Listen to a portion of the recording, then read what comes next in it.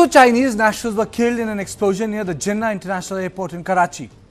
The blast, which reportedly originated from an oil tanker, set at least 10 nearby vehicles on fire. While the exact cause remains unclear, initial reports suggest it may have been an improvised explosive device. The Baloch Liberation Army claimed responsibility, stating the attack targeted Chinese citizens, including engineers involved in projects linked to the China-Pakistan Economic Corridor, which the BLA views as exploitative of Balochistan's resources. This attack comes just days after Pakistan is set to host the Shanghai Cooperation Organization summit from October 15 to 16. The BLA's Majeed Brigade, known for high-profile attacks, specifically targeted a convoy of Chinese engineers working on CPEC projects. The Chinese embassy condemned the attack and urged Pakistan to take stronger measures to protect its citizens. BLA specifically targets Chinese interests, in particular the strategic port of Gwadar on the Arabian Sea, accusing Beijing of helping Islamabad exploit the province. BLA has previously targeted Chinese citizens and Beijing's consulate in Karachi. Freedom struggle in Balochistan resists China-Pakistan Economic Corridor. CPEC tends to colonize poor countries through unfair terms and conditions attached to loans. Pakistan is a failed state, hence addicted to cheap Chinese loans. Chinese companies are in the business of exploiting mineral resources of Balochistan. They don't hire locals and import labor from China.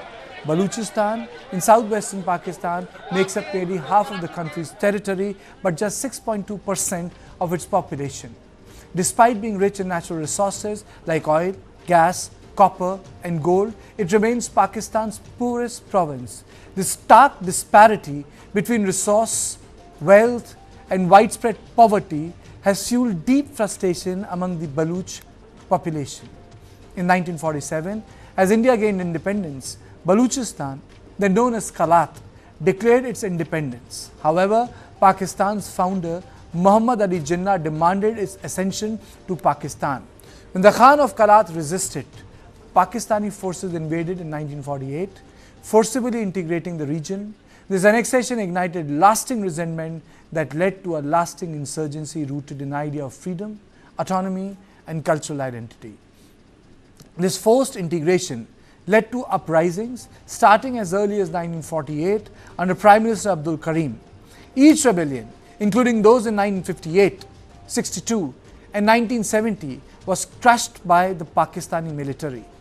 The uprising gained momentum again in 2005 under Nawab Akbar Bugti, but the state responded with brutal response, resorting to enforced disappearances, arbitrary arrests and extrajudicial killings.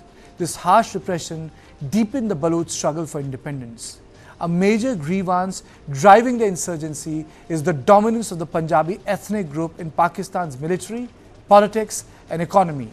Balochistan, despite its strategic location and resource wealth, has seen little benefit.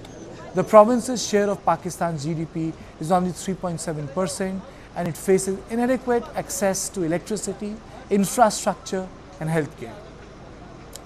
Gwadar Port, a key part of China's Belt and Road Initiative, has been leased to a Chinese firm for 40 years. While it promises economic growth, many Baloch are excluded from its benefits.